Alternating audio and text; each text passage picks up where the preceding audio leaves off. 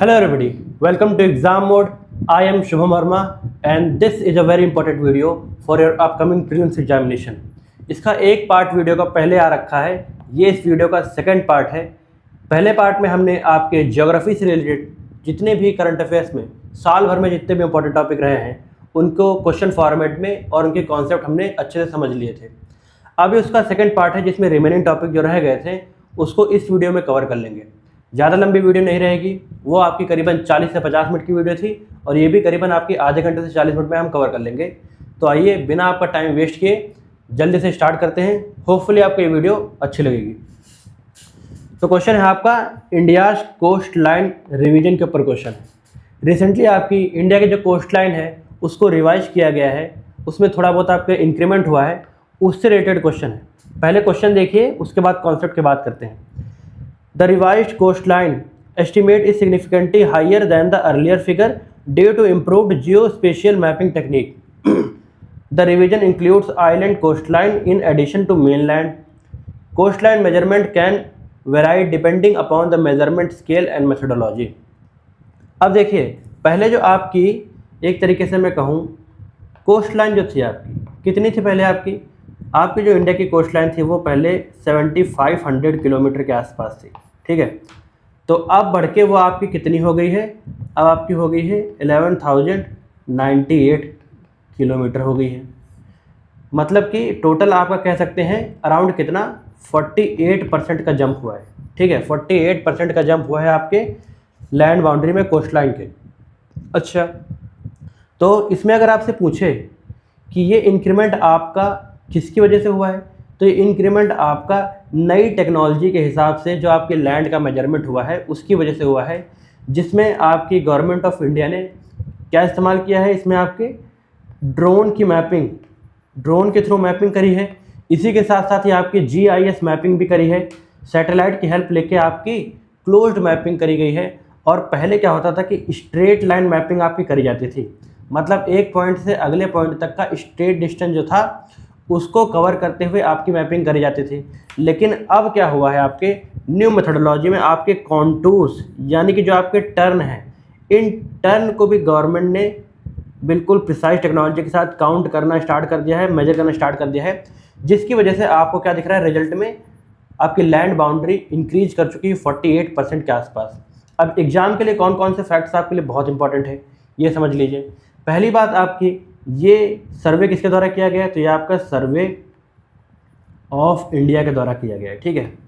Survey of India के द्वारा ये आपका कंडक्ट किया गया था। सर्वे ऑफ इंडिया आपकी कौन सी मिनिस्ट्री के अंडर में काम करती है, तो ये आपकी ministry of science and technology, याद रखिएगा, ministry and science and technology के अंडर में सर्वे ऑफ इंडिया काम करता है। प्लस इसके साथ साथ ही आपका कौन सा था, नेशनल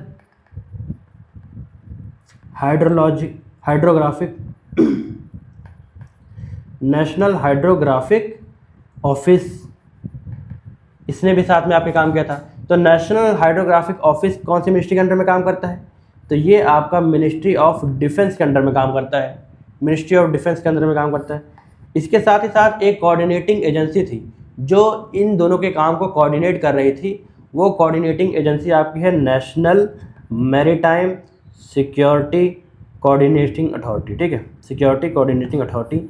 ये आपकी किसके अंडर में काम करती है, तो ये आपके मिनिस्ट्री ऑफ होम अफेयर्स, ठीक है, मिनिस्ट्री ऑफ होम अफेयर्स के अंडर में काम करती है। तो एक तरीके से इन दोनों ने मिलकर आपकी ये सर्वे कंडक्ट किया है, जिसका रिजल्ट आपको देखने को मिल रहा है कि आपकी लैंड बाउंड्री इंक्रीमेंट हुई। अब एक इसमें जानने वाली चीज़ें और कुछ इंपॉर्टेंट है आपके एग्जाम के लिए, वो मैं बता देता हूँ आपको। पहली चीज़, आपसे अगर पूछा जाए कि वो कौन सा स्टेट है जिसकी लैंड बाउंड्री या फिर जिसकी कोस्ट लाइन में सबसे ज़्यादा इंक्रीमेंट हुआ है, तो मेन लैंड में देखा जाए तो वो गुजरात है आपका, ठीक है, गुजरात है आपका।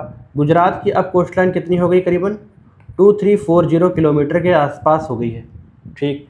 इसमें एक चीज़ और आपसे पूछ सकता है, सेकंड नंबर पे कौन है, सेकंड नंबर पे अब आपका तमिलनाडु आ गया है, ठीक है, तमिलनाडु आ गया है। इसने आपके रिप्लेस कर दिया है किसको, आंध्र प्रदेश को रिप्लेस कर दिया।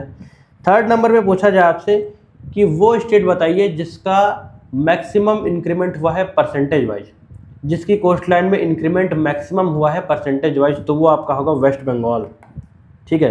वेस्ट बंगाल का अराउंड आपके 350% के आसपास का एरिया बढ़ गया है। क्यों?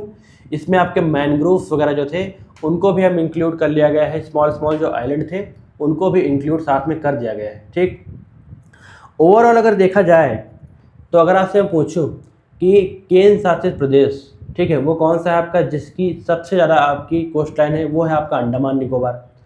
और इंक्लूडिंग स्टेट एंड आपके जो केंद्र शासित प्रदेश है, ठीक है, ये सारे के सारे को अगर मिला दिया जाए ओवरऑल इंडिया में भी अगर देखा जाए तो सबसे ज़्यादा आपकी कोस्ट लाइन है वो आपकी है अंडमान एंड निकोबार आइलैंड्स की। ठीक है, याद रखिएगा, बहुत इंपॉर्टेंट फैक्ट है।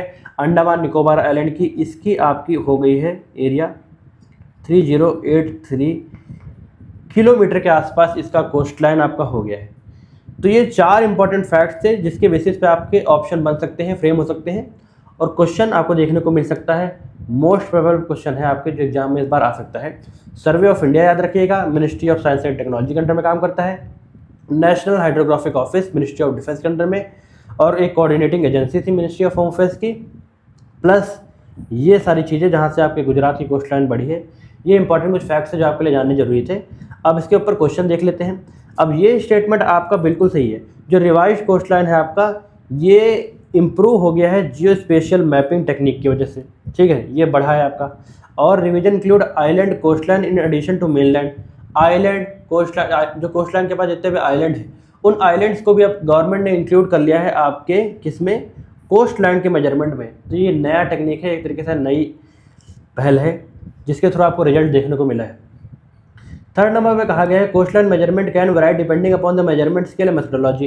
बिल्कुल सही बात है, जिस तरीके से मेथोडोलॉजी हमने चेंज करी ताकि आपका देखिए 48% का इंक्रीमेंट देखने को मिला है, तो ये आपके सिर्फ मेथोडोलॉजी चेंज करने की वजह से ही हुआ है। अच्छा जी, ये याद रखिए कि 10 साल में 10 ईयर्स में आपका ये रिवाइज करी जाती है, कोस्ट लाइन की स्टडी करी जाती है। तो अगर इंक्रीमेंट होता है तो 10 साल के बाद आपका एक बार स्टडी होती है इसकी। तो इसमें all 3 options are correct. Hopefully आपको ये क्वेश्चन ढंग से समझ आएगा। अब नेक्स्ट क्वेश्चन की ओर चलते हैं। अगला क्वेश्चन है आपका सर्वे ऑफ इंडिया। अभी सर्वे ऑफ इंडिया के बारे में पीछे मैंने आपको बताया, अब उससे रिलेटेड क्वेश्चन है, डायरेक्टली हम लोग इसको करेंगे। It is the India's principal national mapping agency. बिल्कुल करेक्ट बात है, अभी हमने देखा। It is responsible for topographical survey and geo spatial mapping. ये भी आपका बिल्कुल करेक्ट है, ये भी हमने पीछे बात करी है। It functions under ministry of defence. क्या मैंने आपको मिनिस्ट्री ऑफ डिफेंस बताया था? नहीं, ये आपके किसे, ministry of science and technology के अंडर में काम करता है। Ministry of science and technology के अंडर में काम करता है। तो इसमें दिए गए ऊपर 2 स्टेटमेंट आपके करेक्ट हैं। होपफुली आपको ये क्वेश्चन अगर आएगा तो आप लोग इसको डील करके आएंगे। चलते हैं अपने नेक्स्ट क्वेश्चन की ओर। हमारा नेक्स्ट क्वेश्चन डील करता है आपका ग्लोबल विंड सर्कुलेशन से रिलेटेड क्वेश्चन है। ठीक है, तो इसको थोड़ा ध्यान से देखेंगे। ये कई बार क्वेश्चन रिपीट होता है और बच्चे इसको कई बार गलत करके आते हैं। अब जो चीज़ें मैं आपको बता रहा हूँ पहले तो वो ध्यान से समझिए, फिर बाद में क्वेश्चन पे हम लोग जंप करेंगे। ये है आपका जो ये लाइन दिख रही है, ठीक, ये वाली लाइन जो दिख रही है ये है आपका इक्वेटोरियल लो प्रेशर।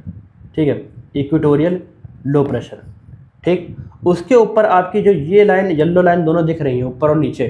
ठीक है, ये ऊपर और नीचे जो येलो लाइन दिख रही हैं ये दोनों है आपकी सब ट्रॉपिकल हाई प्रेशर। ठीक है, सब ट्रॉपिकल हाई प्रेशर। ठीक है, उसके ऊपर आपका ये है सब पोलर लो प्रेशर, सब पोलर लो प्रेशर। उसके बाद और ज़्यादा ऊपर आप जाएंगे तो यहाँ पर आपका आ जाता है पोलर हाई प्रेशर। ठीक है, पोलर हाई प्रेशर। अब जहाँ जहाँ पर आपके लो प्रेशर है, जहाँ जहाँ पर आपके लो प्रेशर यहाँ पर गिवन है, वहाँ पर से हवाएं आपकी ऊपर उठती हैं। मान के चलिए एयर इधर से आ रही है और इधर से आ रही है और यहाँ से ऐसे ऊपर उठेगी।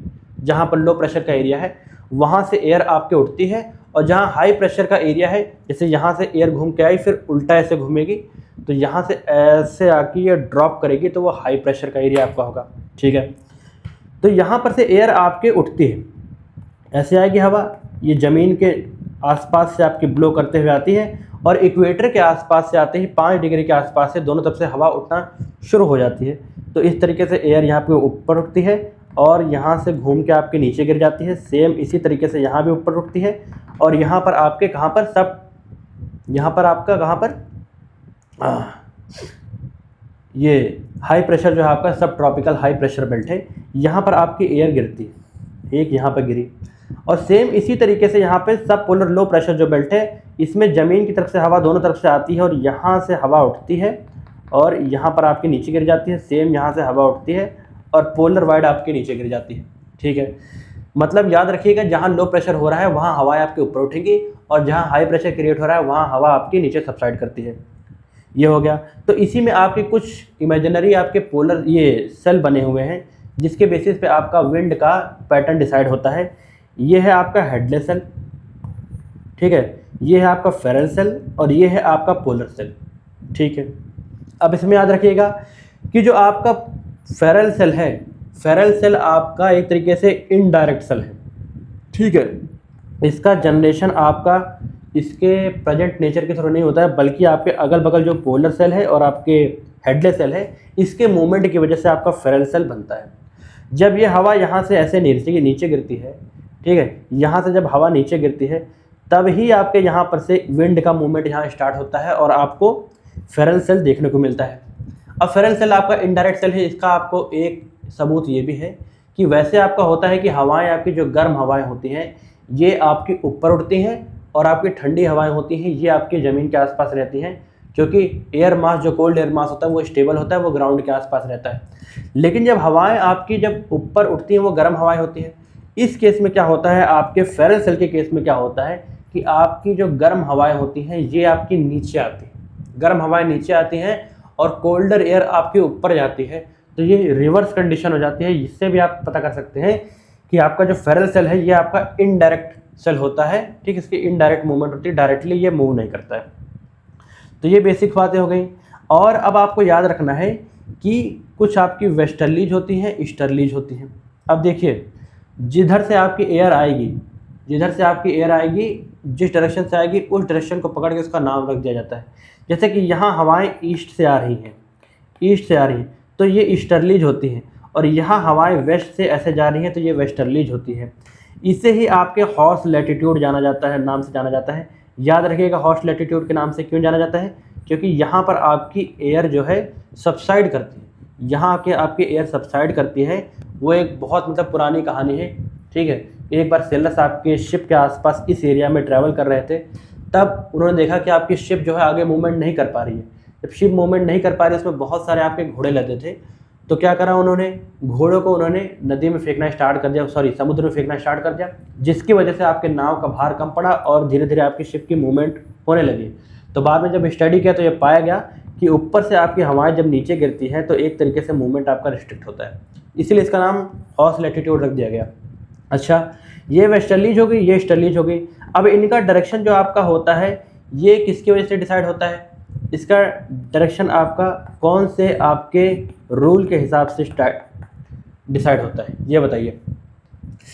ये आपको कमेंट सेक्शन में बताना है, पर मैं आपको उसका कॉन्सेप्ट बता देता हूँ। वो कॉन्सेप्ट कहता है कि राइट साइड में, कि आप नदर्न हेमिस्फीयर में जब भी आप ट्रैवल करेंगे तो आपकी जो एयर का मूवमेंट होगा वो राइट साइड में होगा। ठीक है, राइट साइड में होगा।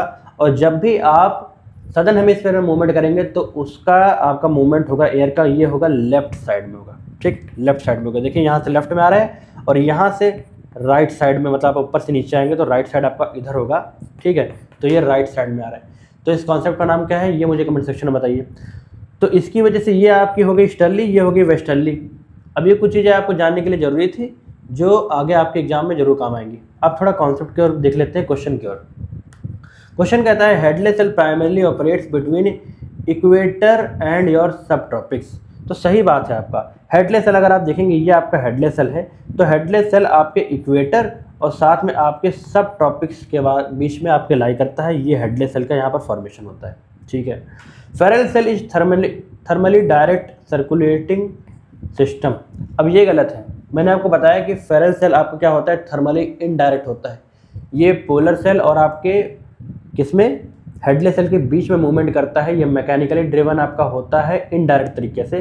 तो ये स्टेटमेंट आपकी गलत है, ये सही है। Polar cell help redistribute cold air from polar region. अब ये बिल्कुल सही है, पोलर सेल का काम यही होता है कि ठंडी हवाओं का रीडिस्ट्रीब्यूशन करना। तो इस क्वेश्चन का सही आंसर क्या है, आपके ऊपर के 2 स्टेटमेंट सही है, एक आपकी गलत है। होपफुली आपको ये कॉन्सेप्ट समझ आएगा, क्वेश्चन भी आपका सही होगा। अब नेक्स्ट हम लोग क्वेश्चन 1 कर लेते हैं। With reference to atmospheric river consider the following statement. अब पहले आप समझिए एटमॉस्फेरिक रिवर क्या होती है। एटमॉस्फेरिक रिवर आपकी मोस्टली आपके कहाँ पर, सब ट्रॉपिकल हाई प्रेशर के आसपास आपकी बनती है। यहाँ पर क्या होता है, जब आपकी एयर यहाँ पर से राइज करती है, ठीक है, इक्वेटर से राइज करती है और उधर आपका सब पोलर लो प्रेशर बेल्ट से जब एयर राइज करती है, तो ये जब सब ट्रॉपिक्स के आसपास जब एयर इकट्ठा होती है, ऊपर जब एयर इकट्ठा होती है, तो इसमें क्या होता है कि आपके मॉइस्चर साथ साथ में आ जाते हैं। जब मॉइस्चर आपके साथ साथ में आ जाते हैं तो इस बेल्ट के आसपास, ये जरूरी नहीं कि आपके सब ट्रॉपिक्स के आसपास ही हो, ये कहीं भी आपका फॉर्मेशन इसका हो सकता है, लेकिन मोस्टली आपके सब ट्रॉपिक के आसपास होता है। तो यहाँ पर आपके मॉइस्चर बहुत ज़्यादा इकट्ठा हो जाते हैं, तो एक तरीके से ये आपकी कह सकते हैं इमेजिनरी आपकी एक रिवर बन जाती है अपर एटमॉस्फेयर में, जिसमें बहुत सारा मॉइस्चर होता है, जिसकी वजह से बारिश आपके हो सकती है। तो ये आपका एटमॉस्फेरिक रिवर कहलाता है इसी कॉन्सेप्ट को। तो इसी के बेसिस पे क्वेश्चन है, देखते हैं हम लोग, उससे और क्लियरिटी आपको आएगी। They are narrow corridors of concentrated atmospheric moisture transport. ये बिल्कुल करेक्ट है। नैरो कॉरिडोर्स होते हैं जिसमें आपके बहुत सारा मॉइस्चर होता है, जिसकी वजह से बारिश होने की संभावना और बढ़ जाती है। This statement is correct. They are always associated with tropical cyclone. अब ऐसा जरूरी नहीं है ट्रॉपिकल साइक्लोन के हमेशा एसोसिएशन में रहें, ये जरूरी नहीं। ये आपके सब ट्रॉपिक्स में इसका फॉर्मेशन भी हो सकता है, इसका फॉर्मेशन कहीं भी आपका हो सकता है, ये अब नॉर्मल कंडीशंस में होता है। तो ये बिल्कुल जरूरी नहीं है कि ये आपका ट्रॉपिकल साइक्लोन से रिलेटेड हमेशा हो ही। यहाँ पर ऑलवेज लिखा है, इसको आप काट सकते हैं। They can trigger intense precipitation and flooding. इसमें अचानक से आपकी बारिश होती है, कई बार इसके फ्लडिंग भी आ जाती है और बहुत ज़्यादा बरसात भी होती है। तो दो स्टेटमेंट ऊपर के सही हैं, only 2 of the above statement are correct. Hopefully आपको एटमॉस्फेरिक रिवर का ये कॉन्सेप्ट दिमाग में रखिएगा, इसको नॉर्मली पूछेगा आपसे यूपीएससी, सही हुआ होगा। चलते हैं नेक्स्ट क्वेश्चन की ओर। आर नेक्स्ट क्वेश्चन प्रेशर बेल्ट के ऊपर डील करता है, जो मैंने पीछे इस क्वेश्चन में प्रेशर बेल्ट मैंने कवर किया है।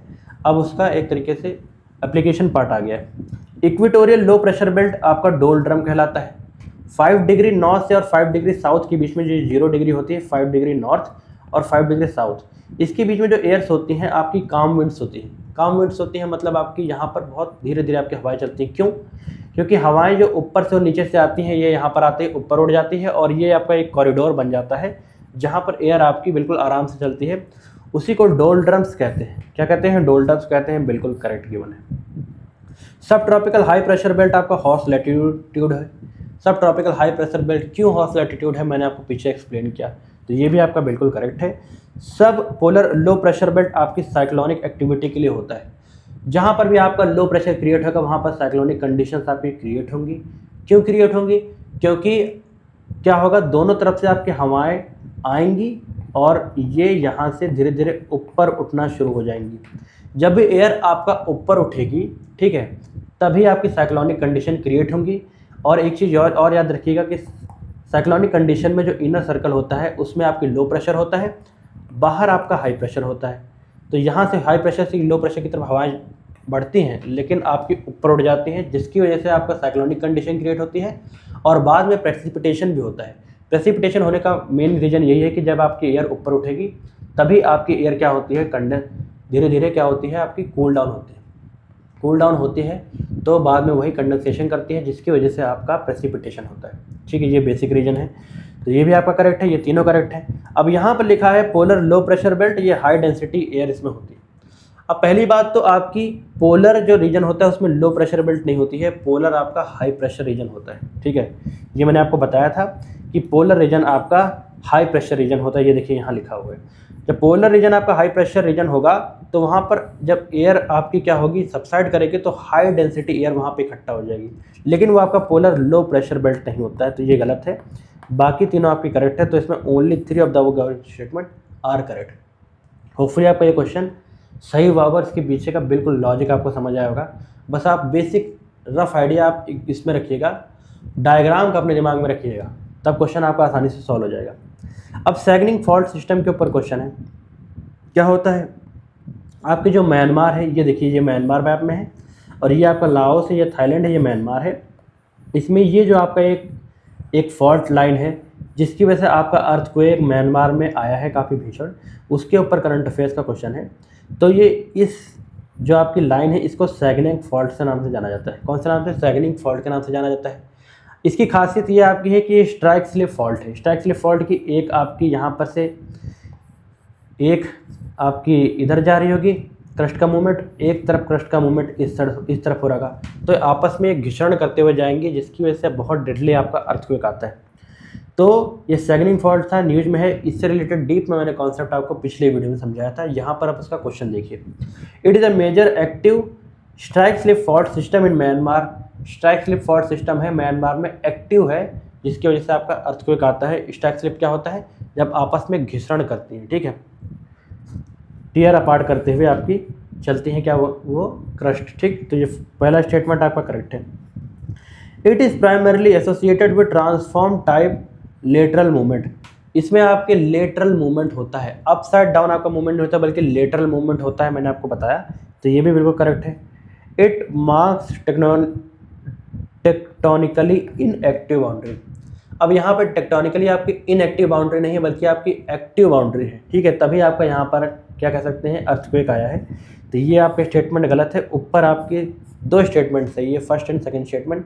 सैगनिंग फॉल्ट याद रखिएगा, ये आपसे पूछ सकता है कि कहाँ पर आपकी लाई करती है, तो ये आपके म्यांमार के रीजन में लाई करती है, ठीक है, इंपॉर्टेंट क्वेश्चन था। अब नेक्स्ट हम लोग चलेंगे आपके सिस्मिक फीचर्स की तरफ। ये क्वेश्चन है, पहले आप समझिए कि सिस्मिक फीचर्स होता क्या है। ये मान के चलिए आपका क्या है, पॉन्ड है, एक तालाब है, और जिसमें अगर अर्थक्वेक आने की वजह से अगर उस तालाब का पानी आपका उथल पुथल होता है, तो जब वाटर आपका मान के चलिए, वैसे तो नॉर्मल आपका ऐसे रहना चाहिए, एक बराबर आपका लेवल लिया होना चाहिए, लेकिन इसमें जब क्या होता है आपका, जब भी आपका अर्थक्वेक आता है तो कंडीशंस कैसी हो जाती हैं, तब इसकी कंडीशंस आपकी कुछ इस तरीके से हो जाती हैं। वाटर आपका लगभग राइज कर जाता है किसी एक तरफ, उठता है एक तरफ खाली हो जाता है। फिर यही सेम कंडीशन बाद में थोड़ी देर बाद क्या होगी कि इधर का पानी इधर चला जाएगा और यहाँ वाला कम हो जाएगा। तो एक तरीके से अप एंड डाउन मूवमेंट होता है, ये आपने एक्सपीरियंस करा भी होगा, ठीक। इसी को आपके सीचेस कहते हैं, और ये सिस्मिक फीचर्स के ऊपर क्वेश्चन है। आइए इसको पढ़ते हैं तब आपको समझ आएगा। They are standing waves generated in enclosed और semi enclosed water bodies due to seismic shaking. Seismic shaking की वजह से जब आपका इनक्लोज, देख लीजिए इनक्लोज है ना, और सेमी इनक्लोज रीजन में, या फिर कह सकते हैं पॉन्ड या फिर लेक में, जब ऐसी आपकी कंडीशन आती है, जब आपका वाटर इधर उधर उथल पुथल होता है, तब आपकी सिस्मिक फीचर्स क्रिएट होती हैं। बिल्कुल सही बात है। They are identical to tsunami in origin and mechanism. अब ये गलत है। सुनामी का जो आपका ओरिजिन होता है, ये बेसिकली आपके क्या होता है, क्रस्ट के मूवमेंट की वजह से होता है, ठीक है। जब आपकी क्रस्ट की मूवमेंट अप एंड डाउन होती है, जिसकी वजह से क्या होता है, वाटर आपका सडन अपलिफ्ट होता है।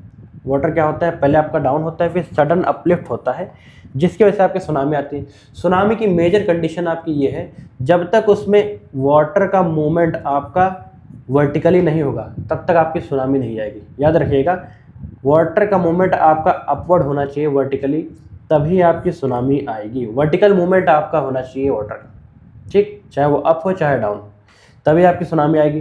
तो यहाँ पर लिखा है आइडेंटिकल टू सुनामी, ये गलत है। इसमें आपके लेटरल मूवमेंट हो रहा है, वहाँ आपका वर्टिकल मूवमेंट होता है, तो ये गलत है। दे मे अकर इन लेक्स एंड रिजर्वायर। हाँ बिल्कुल सही बात है, लेक्स एंड रिजर्वायर में सिस्मिक फीचर्स आपके आते हैं। ये न्यूज में था, इसीलिए मैंने आपको इस पर क्वेश्चन डिज़ाइन किया था, आपको बता दिया है। तो इसका सही आंसर है आपका only two statement of the above is correct. यहाँ पर आपका सेकंड स्टेटमेंट गलत है, सुनामी में वर्टिकल मूवमेंट होता है वाटर का। चलते हैं नेक्स्ट क्वेश्चन की ओर। अर्थक्वेक के ऊपर आया है क्वेश्चन। अब इसमें प्राइमरी वेव और सेकेंडरी वेव की बात करी गई है। एक तरीके से जब आपका अर्थ की क्रस्ट की एक तरीके से कहते हैं स्टडी करने के लिए आपकी वेव्स भेजी जाती हैं, जिससे हमको पता चला कि आपकी सेमी सॉलिड एक आपकी लेयर भी है और कहाँ पर आपके मॉल्टन लावा है। ये सब चीज़ें आपकी प्राइमरी और सेकेंडरी वेव्स को भेज के हमने पता किया। अब प्राइमरी और सेकेंडरी वेव्स में आपके डिफरेंस क्या है। प्राइमरी वेव आपके नाम से पता चल रहा है कि प्राइमरी है, मतलब ये आपकी प्राइम है, ठीक। सेकेंडरी वेव सेकंड नंबर पे आती है। तो जो प्राइमरी वेव है ये आपकी कौन सी है, ये आपकी लॉन्गिट्यूडनल वेव है। सेकेंडरी वेव आपकी ट्रांसवर्स वेव है, ठीक है, ट्रांसवर्स वेव है। लॉन्गिट्यूडनल वेव्स क्या होती हैं कि जिसका मूवमेंट आपका उसकी वेव के डायरेक्शन में ही हो रहा होगा। मान के चलिए वेव आपकी इस डायरेक्शन में चल रही है, तो इसके जो पार्टिकल्स है इसका मूवमेंट भी आपका इस तरीके से ऐसे ऐसे चलते हुए चलेगा। ठीक, ट्रांसवर्स वेव में क्या होता है कि अगर आपकी वेव की मूवमेंट इधर चल रही है तो उसके पार्टिकल अप एंड डाउन होते हुए ऐसे ऐसे आपके आगे ट्रैवल करेंगे। ये आपका सेकेंडरी वेव होती है, होपफुली आपको समझ आएगा। मैकेनिकल वेव होती हैं। और प्राइमरी वेव आपका कहें तो प्राइमरी वेव की स्पीड, ठीक, प्राइमरी वेव की स्पीड जो आपकी ये ज़्यादा होती है as compare to your secondary wave. ठीक है, इसकी स्पीड कम होती है, इसीलिए आपकी प्राइमरी वेव ज़्यादा ट्रैवल फास्ट करती है और ये आपके सरफेस पे बहुत ज़्यादा आपके जल्दी आ जाती है। पहले आपकी आती हैं प्राइमरी वेव्स, इसीलिए इनका नाम प्राइमरी रखा गया। और तीसरी चीज़ आपको याद रखनी है, मोस्ट इंपॉर्टेंट, कि आपकी प्राइमरी वेव आपके बोथ सॉलिड और साथ ही साथ आपके लिक्विड दोनों में आपके ट्रैवल करती है। लेकिन जो आपकी सेकेंडरी वेव्स हैं ये आपके सिर्फ और सिर्फ आपके सॉलिड में ट्रैवल करते हैं। कहाँ ट्रैवल करती हैं? सिर्फ और सिर्फ आपके सॉलिड में करती हैं, लिक्विड में ये ट्रैवल नहीं करती हैं। ये मोस्ट इंपॉर्टेंट बात है। तो जिसकी वजह से हमको पता चला कि कहाँ पर आपके सेमी सॉलिड या फिर मोल्टन स्टेट में आपका लावा पाया गया है। भाई जब हमने सेकेंडरी वेव भेजी तो वहाँ से वो वापस ही नहीं आ पाई, ठीक है, वहाँ से ख़त्म ही हो गई, उसके आगे वो जा ही नहीं पाई। तो इससे हमें पता चला कि वहाँ पर आपके मोल्टन स्टेट है। ठीक, तो ये अर्थक्वेक स्टडी के लिए बहुत ज़्यादा पूछा जाता है। तो इससे रिलेटेड क्वेश्चन जब पूछता है तो ये सब चीज़ें वो जरूर इंक्लूड करता है यूपीएससी। अब क्वेश्चन पढ़ते हैं।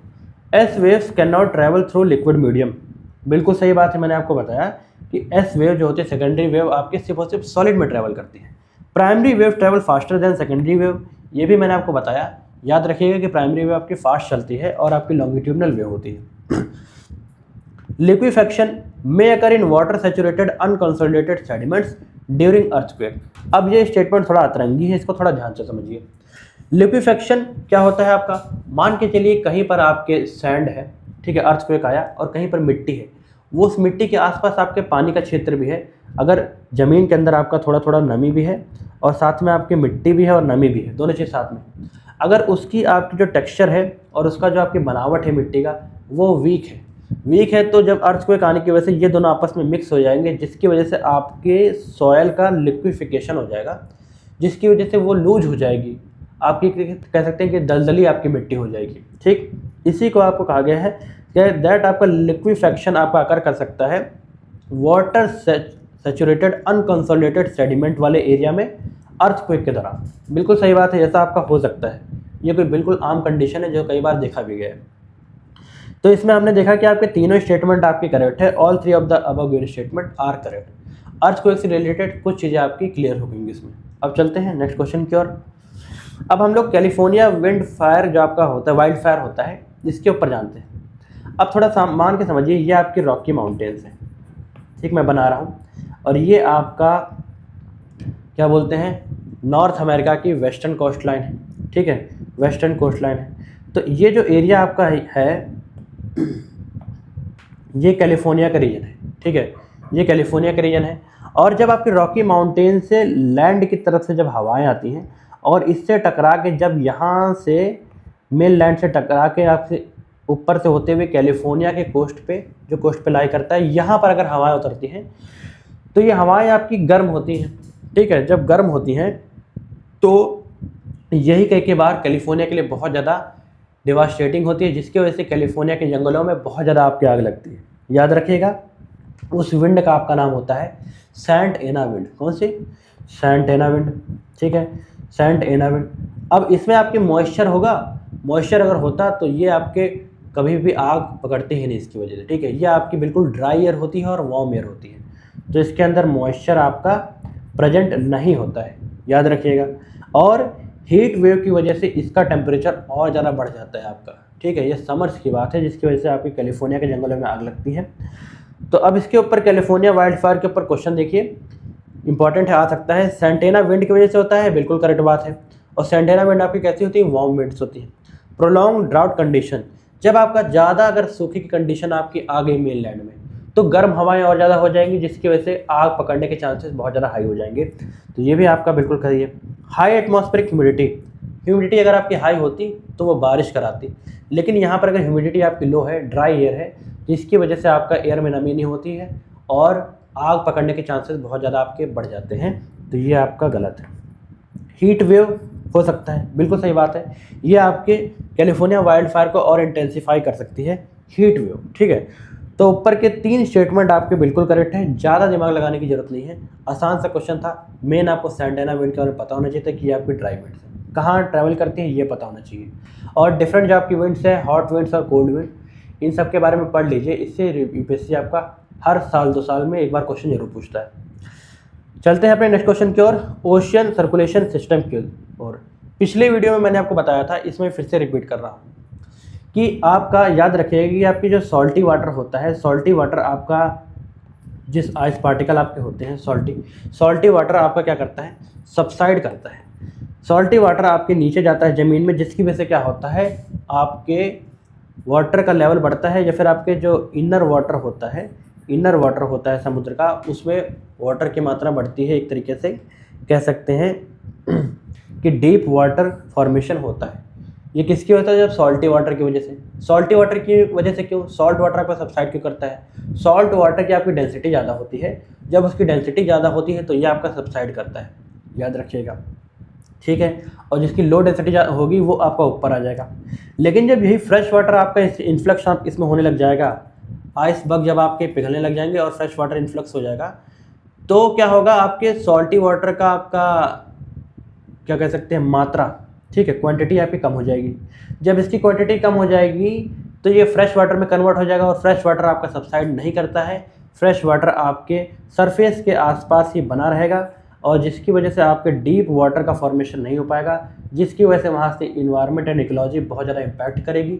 वहाँ फ्रेश वाटर का एक तरीके से सर्कुलेशन नहीं हो पाएगा, तो वाटर वहाँ पर गंदा होने लगेगा, एक तरीके से सड़न पैदा हो जाएगी, जिसकी वजह से वहाँ पर के आपकी जो प्रजाति हैं, एक तरीके से फ्लोरा एंड फौना है, इसकी एक तरीके से आपकी डेथ होने लग जाएगी या फिर डिक्लाइन होने शुरू हो जाएंगे। तो आइसबर्ग का जो आपका मेल्ट हो रहा है, इसकी वजह से कई आपके एनवायरमेंटल हजार्डस चीज़ें हो सकती हैं, ठीक है।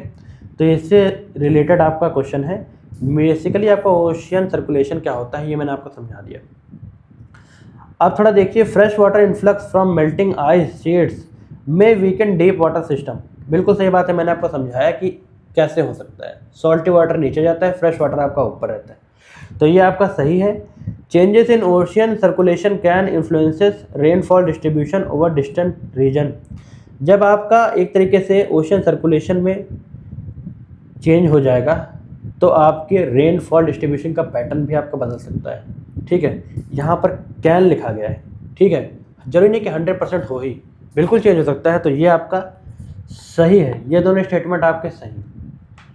Ocean circulation changes have no role in marine ecosystem restructuring. ऐसा हो सकता है कि मरीन लाइफ आपकी इम्पैक्ट ना करे, बिल्कुल भी। यहाँ पर बिल्कुल एब्सोल्यूट आपकी स्टेटमेंट लिखी गई है, ये स्टेटमेंट आपकी गलत है, ठीक है। ऊपर के दोनों स्टेटमेंट सही हैं, ये तो एब्सर्ड स्टेटमेंट है, इसको आप ऐसे भी रिमूव कर सकते थे। तो ओनली 2 आपका सही है, ऊपर के 2 स्टेटमेंट आपके सही है।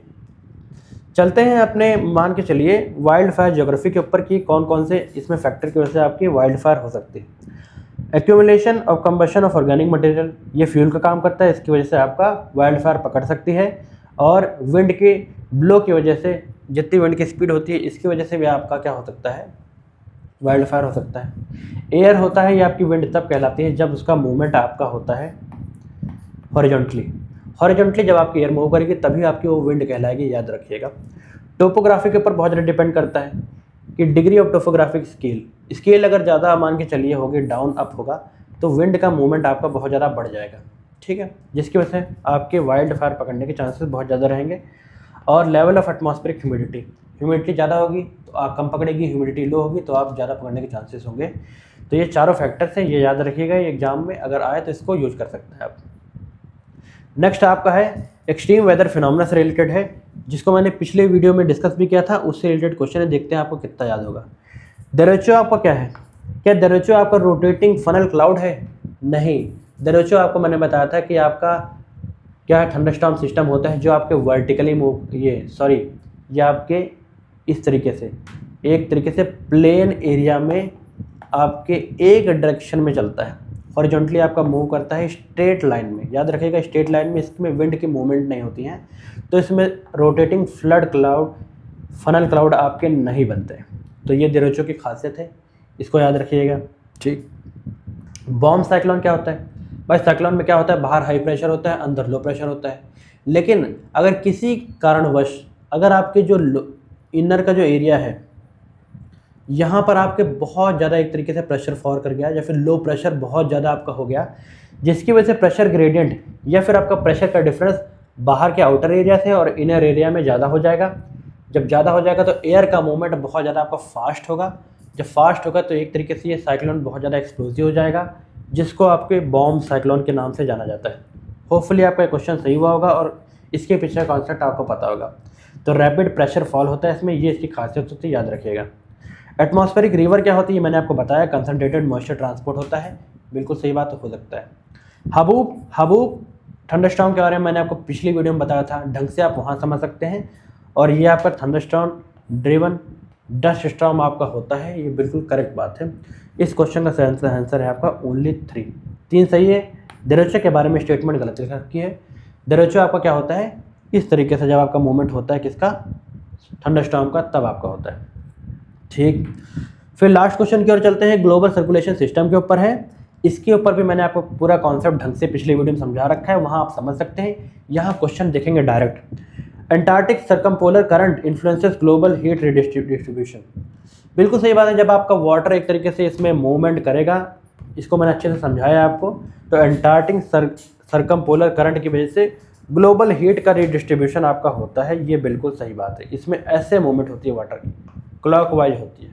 ठीक, और एक तरीके से देख सकते हैं जितनी भी आपकी ओशियानिक करंट होती है उसमें सबसे स्ट्रॉन्गेस्ट आपकी कौन सी होती है, AMOC या फिर अंटार्कटिक मैरीटाइम सर्कुलर जो आपकी करंट होती है, ये सबसे आपकी स्ट्रॉन्गर होती है।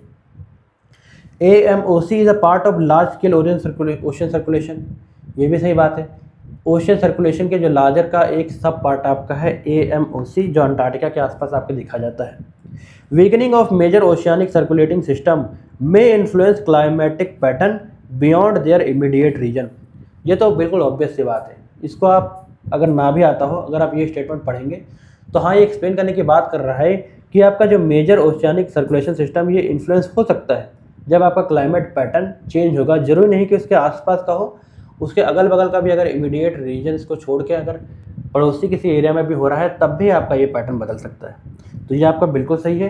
तो इस क्वेश्चन में आपके तीनों पार्ट आपके सही हैं, all 3 of the above statement are correct. इसके बारे में डीप में जानना है तो आप पिछले वीडियो में देखिए, मैंने अच्छे से समझाया है उसमें कि AMOC क्या होता है, अंटार्कटिक सर्कमपोलर करंट आपकी क्या होती है, ढंग से आपको समझाया है। तो इस तरीके से ज्योग्राफी का जो साल भर का करंट अफेयर्स का जितना भी आपका लेखा जोखा था वो हमने कवर कर लिया है। एक वीडियो पहले आई थी जिसका सेकंड पार्ट था, इसमें भी मोस्ट इंपॉर्टेंट टॉपिक थे, वो हमने कवर कर लिए। इसी के साथ साथ ही मैंने आपके इकोनॉमिक्स की मैराथन जो मोस्ट इंपॉर्टेंट टॉपिक्स है, साथ ही साथ में आपकी मॉडर्न इंडियन हिस्ट्री के इंटरनेशनल मूवमेंट का जो मोस्ट इंपॉर्टेंट जो फैक्ट्स हैं पूरे एरिया का टाइमलाइन का, उसको क्वेश्चन के फॉर्मेट में आपको कराया है। 2 वीडियो मैंने बनाई है, वो भी आप देख सकते हैं, आपके लिए बहुत बेनिफिशियल होगी। इसका फर्स्ट पार्ट अगर आपने नहीं देखा तो उसको जरूर देखिए, उसमें आपके बहुत मेजर टॉपिक कवर किए गए हैं जो आपके एग्जाम में जरूर आ सकते हैं। तो फ्रेंड्स, अगर आपको वीडियो अच्छी लगी हो तो इस वीडियो को जरूर लाइक कीजिएगा। चैनल पे अगर नए हैं तो चैनल को जरूर सब्सक्राइब कीजिएगा और अपने दोस्तों के साथ इस चैनल को जरूर शेयर कीजिएगा ताकि इसकी रीच बढ़ सके और उन्हें क्वालिटी कंटेंट मिल सके। थैंक्स फॉर वॉचिंग, मिलते हैं नेक्स्ट वीडियो में। नेक्स्ट वीडियो होगी आपकी मैपिंग की, जिसमें मोस्ट इंपॉर्टेंट जो आपके एरिया जो मैपिंग में न्यूज़ में थे उससे रिलेटेड मैं एक वीडियो लेके आऊँगा जो आपके लास्ट मिनट के रिवीजन के लिए बहुत ज़्यादा हेल्पफुल होगी। थैंक्स फॉर वॉचिंग, जय हिंद, जय भारत।